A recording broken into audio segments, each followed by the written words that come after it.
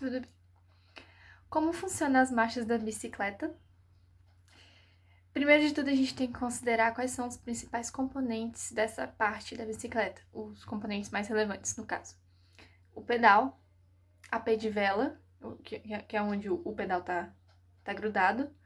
A pedivela tá grudada na coroa. Opa. Em volta da coroa tem a corrente, que tá grudada na catraca, que tem vários aros que vão diminuindo de tamanho, que são chamados de pinhões. A catraca tá presa na roda dianteira e assim funciona. Você gira o pedal gira a coroa, que gira a corrente, que gira a catraca, que gira a roda. Ah, e um componente, assim, um detalhe que não altera muito, assim, na movimentação, mas é bastante importante, que é o câmbio, né? Que é a troca de marcha no guidão da bicicleta. A parte mais importante, assim, que nós vamos analisar vai ser a coroa e a catraca.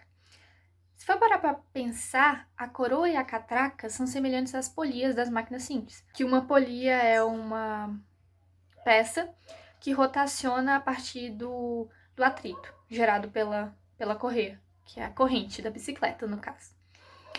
Então, existem as polias motoras e as polias conduzidas. As polias motoras seria a coroa, que movimenta, que faz o movimento, e a polia conduzida seria a catraca, que recebe o movimento. Mas enfim. Agora, é de senso comum que as marchas elas alteram na força que você faz na bicicleta. E um detalhe importante, para você calcular a quantidade de marchas que você tem na sua bicicleta, você tem que multiplicar o número de pinhões, que fica na catraca, pelo número de aros da coroa. Que é, por exemplo, por combinação. Eu tenho 3 pinhões, eu tenho 2 aros da coroa. Então, eu posso usar o aro 1 com o pinhão 1, o aro 1 com o pinhão 2 e assim vai. Por isso que, para simplificar, você pode multiplicar e aí você vai saber o número de marchas que tem na sua bicicleta. Mas, enfim. Agora, o que a gente sabe é que as marchas ajudam você a diminuir a força para subir e aumentar a velocidade, né? Agora, por que isso acontece? O que o tamanho tem a ver com isso? Nós temos uma relação de pinhão, acabei de me tocar isso, e aro da coroa. Quanto maior o pinhão, mais leve e mais devagar. Quanto maior o aro da coroa, mais pesado e mais rápido você anda. Beleza, mas por que isso acontece matematicamente falando? Por que o tamanho influencia na força que você vai usar e na som de secador de cabelo no fundo, nada de novo, e na velocidade que você vai ter. Isso é chamado de torque.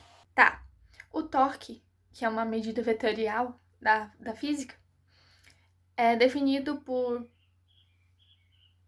torque igual a força, que vai ser em Newton, vezes a distância, o tamanho que você tiver, que vai ser em metros, a medida padrão, né?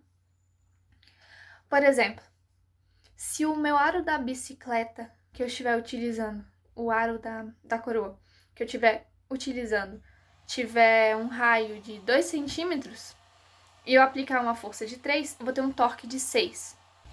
Então, baseado na fórmula do torque, quanto maior for a área, menor vai ser a força.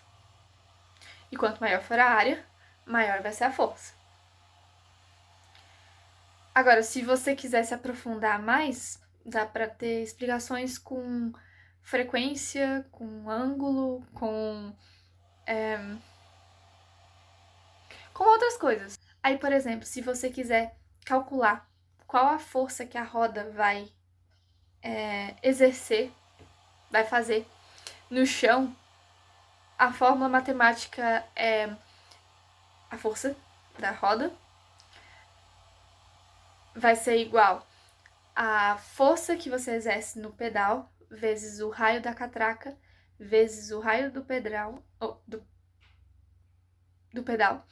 Tudo isso dividido pelo o raio da roda vezes o raio da coroa. E aí você vai saber a força. E tem muitos outros cálculos para explicar cada uma dessas coisas. Mas, basicamente, é por isso que a gente aplica maior força e menor força, dependendo da marcha que você quiser. Aí, de recomendação, que recomendo, né? Você tem que usar marchas opostas. Não opostas, mas tamanhos opostos. Tem que ser um aro da coroa pequeno e um pinhão da catraca grande. Ou um pinhão da catraca pequeno e um aro grande. Se tiver aros, né? Porque algumas bicicletas não tem. Aí, por exemplo, se você quiser subir um morro, você pega um aro da coroa pequeno e um pinhão da catraca grande. Por quê? Porque você vai fazer menos força, porque, como eu disse, quanto maior o aro da coroa, mais força você faz e mais rápido você vai também. Enquanto menor, é o oposto. Aí você vai fazer menos força, vai ser mais devagar, mas você vai se cansar menos. Agora, se você quer correr, por exemplo, você coloca um aro maior, um pinhão menor, porque aí você vai fazer mais força e você vai deslocar mais. Você vai ganhar mais velocidade. E é isso.